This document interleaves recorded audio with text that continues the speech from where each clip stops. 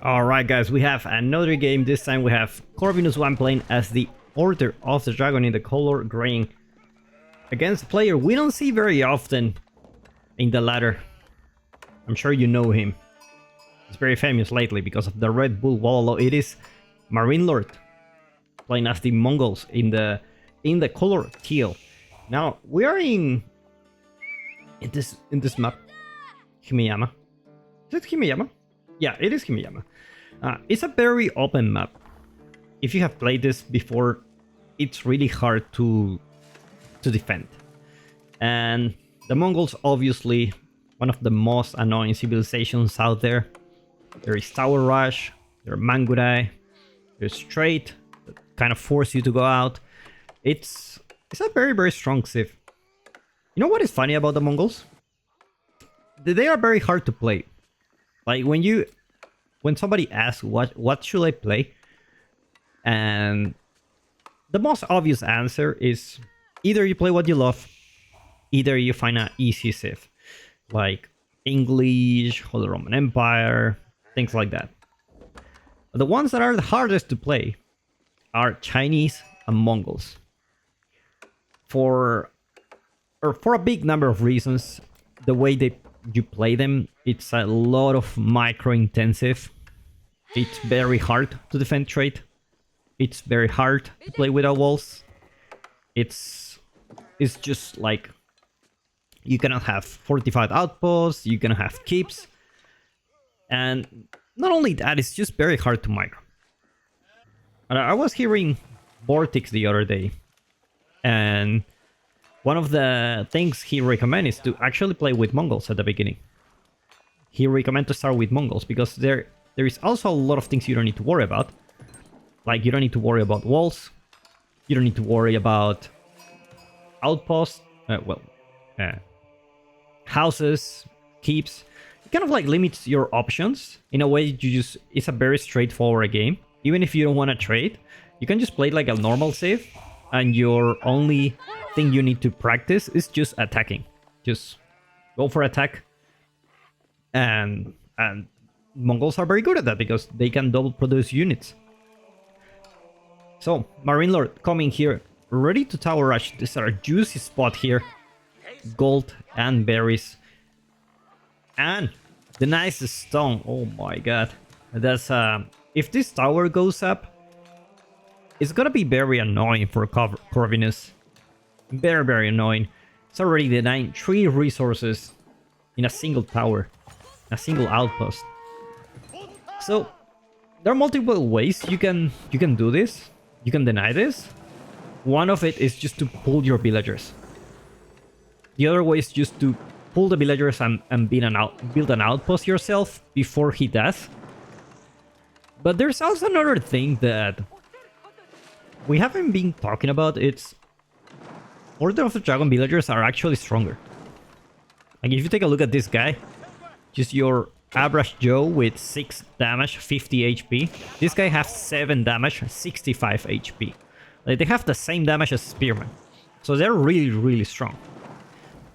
If Corvinus wanted, he could pull all the bills here and kill this, or at least force him to cancel the outpost. The problem with that is obviously there is quite a bit of idle time that is going there for you. And it's just gonna be really annoying. Like, you're definitely gonna lose something. Now, it is a question of whether is it worth your idle time with these villagers? Is it really worth it? Or at this point, looks like the option is just go castle, get some archers. And the good thing about the Minework Palace is that you can actually go for siege engineering very, very fast because it's just cheaper and you already have the gold for that. So you can just build an archer or spearman and ram this outpost, and that's it. Like, that's all you need to do. Now there's still a berries outside of the outpost range. It's gonna get upgraded really soon, but hopefully Corvinus has saved quite a lot of sheep here in the town center. Let's take a look how many sheep he has. 13 that I can count, maybe 14. That's a lot, actually. That's a lot. So it looks like the outpost already up. We will see what is Corvinus' reaction for this. Already building the man-at-arms just to deal with this. And I like it, because if you build a spearman, you need to build quite a bunch to defend the ram. And if you build a man-at-arms, this guy can just tank all the damage. Can just fight everything that you see here. It's just made different. Meanwhile, the silver tree already here with 4 villagers. Let's take a look at the trade post. Not the best trade post in the world, but you know, a discount for the traders, it always comes nice. You just won't be able to access the can hunters.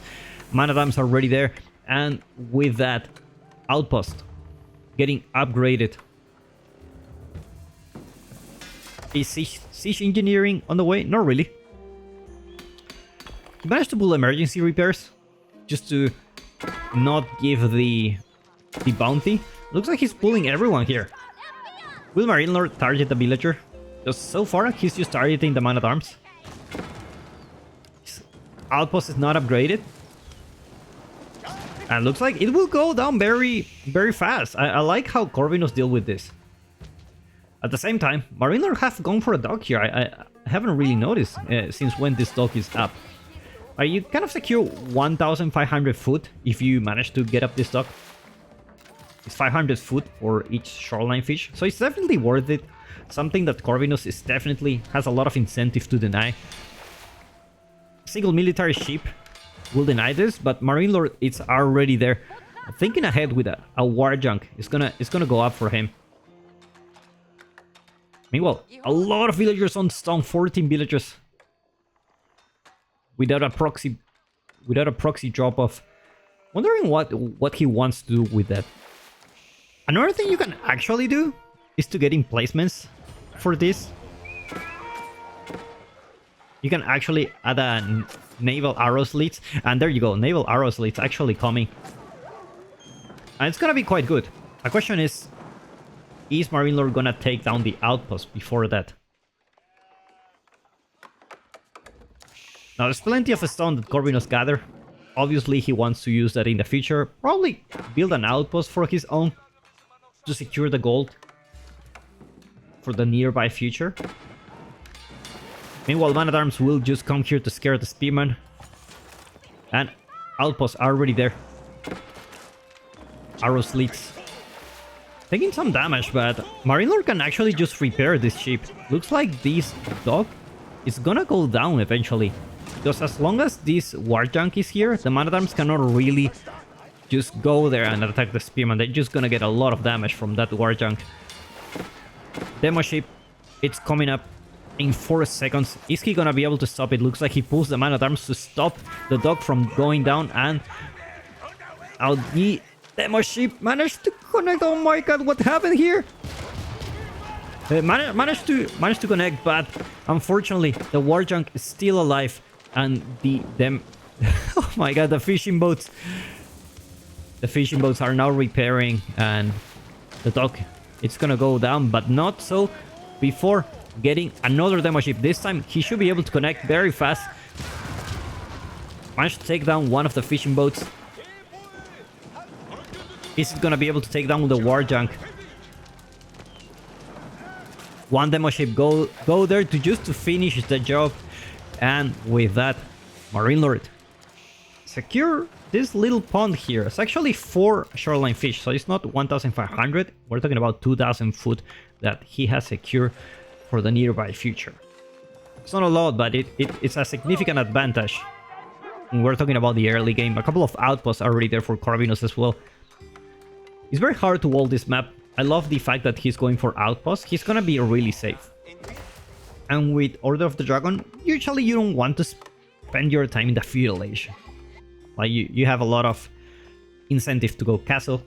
One of them, of course, is Landsknecht Cathedral, but the other one, it's obviously, you know, the possibility to go burger. Go to that burger palace and spam some man-at-arms. You already have the minework, so you can get a huge discount on Military Academy, and those man-at-arms produce really, really quickly. Which the Mongols are just gonna have a rough time for that. And by the looks of it, looks like Corvinus is trying to go to that castle age. It's already there. pretty much there with the goal. He just needs a little bit more food. Goes for a heavy farm transition here around the TC. That's something he likes to do a lot. And I honestly, I also like to do that.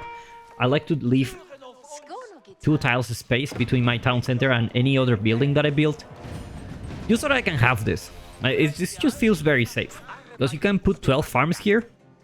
And it's enough space for the town center. So I like that a lot. I like that a lot, actually. Meanwhile, Marine Lord. Is he trading? He's starting to trade. I already have 5 traders. Not the best trade. Only 42 gold. I believe Corvinus can get away with going to castle, ignoring the trade, and just, you know, get some knights maybe, and deal with that later. Because this is not a trade post that is actually threatening. This is only 42 gold, so it's not something you can ignore. But at least, I guess you are not in a hurry at this point in the game. Marine Lord looks like he's actually trying to go Castle Age as well. Now that he has secured the water here, I think he has enough food resources to safely go castle. He just needs a little bit of gold for that. Meanwhile, Corvinus already there with those farms. Always feels good to have this kind of farm transition. I don't know why, but it just feels really well when you already have the farms around your town center. If I manage to get that thing in the game, and I'm not forced to build a building around here, man, I feel so happy. Like, it's like everything organized, everything's perfect the way it should be. Outposts already there. Gonna be scaring those Keshiks. Not gonna be able to do any kind of damage. Meanwhile, Marine Lord not getting behind on the Castle Age. It's about to get some gold as well. 9 traders on the field. And with that, with this trader arriving here, he should have enough to age up as well. Corvinus with a little bit of a late age up, unfortunately. And it's gonna be the burger. I like this choice a lot. I feel like Burgrave Palace works really well with Order of the Dragon, especially if you go to the Minework Palace. It just works very well. Very well for you. There definitely was a delay on this age up, but you know, he can still take things from here. Our orangutan friend building the Cruelty as well with 8 villagers. And we're having a lot of traders now. We're talking about a big villager difference. Already 60 economic units for Marine Lord. And the age up comes through, and Burgrave Palace. Indeed, it is the Spearman. Very good unit to deal with those Keshiks. It's just gonna be very annoying. Very annoying. Corvinus does have a target in mind. Let's take a look at his vision. He does have a scout. He's gonna go there to check. Looks like he doesn't know about the trade yet. He's about to know. Definitely he's about to know. He's checking the trade post here. Maybe he's trading on his side of the map. At the same time, veterancy for Spearman and Horseman going for Corvinus. That burger. Beautiful. I love these graphics, to be honest. I just love them. They're just so well made. I'm talking from the perspective of someone who works in games as a 3D environment artist. Maybe you have seen my Man's Quarry. If you haven't, go check it out. It's a tribute to Age of Empires 4 franchise. It's a Man's Quarry rendering Unreal Engine 5 in a realistic take. So I do have some thing to say, 1 or 2 things to say about these graphics. A lot of people say like, oh, like AoE 2 have better graphics and whatever. AoE 4 looks cartoonish and whatsoever. Not even close. Like, not even close. These graphics are really good. This is not cartoon style. By a mile. It's not even close. This is definitely stylized. But it's very well made. Look at the colors. Look at the blue that you have here to contrast with the orange and everything. The forms, the shapes and everything. It's just a amazing thing to witness. And also there is the Asia, which changed all the buildings look whenever you Asia, and they all have very, very interesting designs, which is very, very nice. Very, very nice.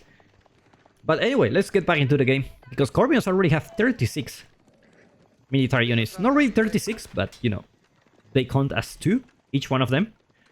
And I don't think really Marine Lord can fight this. I think he knows that. That's why he's pulling the unit for now. He's gonna have already an outpost here with emplacements. And Corvinos will try to stop the trade. Veteran horsemen are already here. And the spearmen already there. Gonna try to take down the outpost. Springle emplacement coming through, but looks like it's gonna be not gonna be enough. And looks like Corvinos will now fight. Now, the question is, we know normal civilizations cannot fight against Order of the Dragon just because of the big difference that there is in the strength of the units. But we're talking about Kurultai here. And Kurultai is buffing all those units. Not only that, it's giving extra HP for each second that passes. He's healing all those units, and suddenly Marine Lord just cleans this up. And I get it, Spearman is really not the best unit, but they don't do really bad against crossbows, because they do have a lot of HP, and crossbows don't have extra damage. And Kurultai actually do a really good job here. Meanwhile, Corvinus says, I'm tired of your crap. I'm gonna get some Landsknecht. Does he have this upgrade? He's gonna get the Sornhau upgrade. One of the best upgrades in the game. Extra bleed damage for AoE damage is like, damn. It's like, damn. It's like 0.55 tiles range. It's gonna be a juicy one. Landsknecht will come eventually.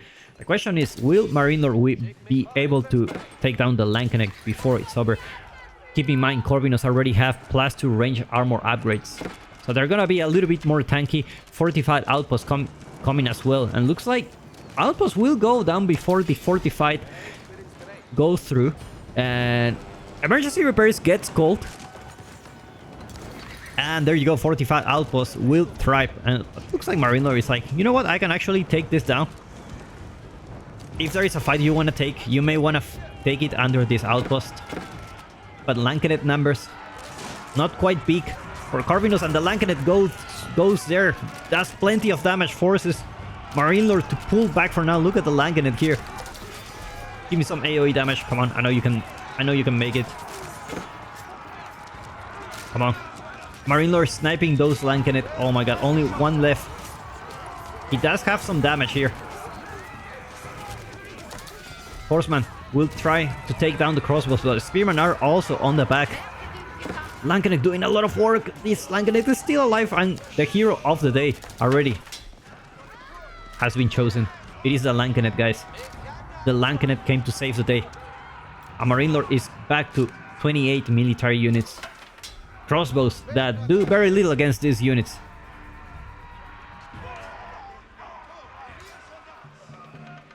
Amazing hold by Corvinus. Meanwhile, farm transition already starting for him. Something that you see Order of the Dragon do a lot. Kind of like early farms. It's like they don't need much villagers.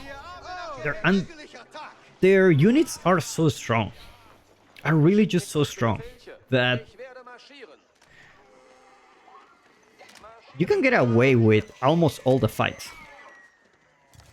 Now, I would love to see Corvinus building more Landsknecht, because Marine Lord is not learning. He's still building Spearman and Crossbow, which is not the best unit against a Landsknecht. Also grabbing those relics. I already have 2. Back on his base, grabbing another one. Leaving Corvinus with just only 2 relics. Wonder what he's doing here.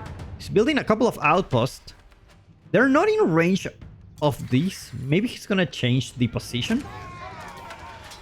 But one thing you need to keep in mind is that Marine Lord has been trading the whole time. So even if he loses some units, have 28 traders. We're talking about 97 economic units. And it's just really hard for Corvinus to scale that fast. Order of the Dragon is just a civilization that it just needs time. The more time you give Order of the Dragon, the stronger they get. The question is, this is not the time yet. Looks like the villagers will get spotted. And the outpost didn't go up, unfortunately. He tried his best, but it didn't happen.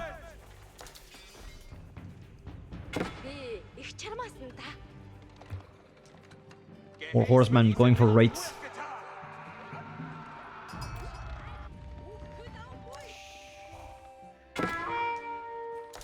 And unfortunately, we won't be able to see man-at-arms from Corvinus just because the opponent is so,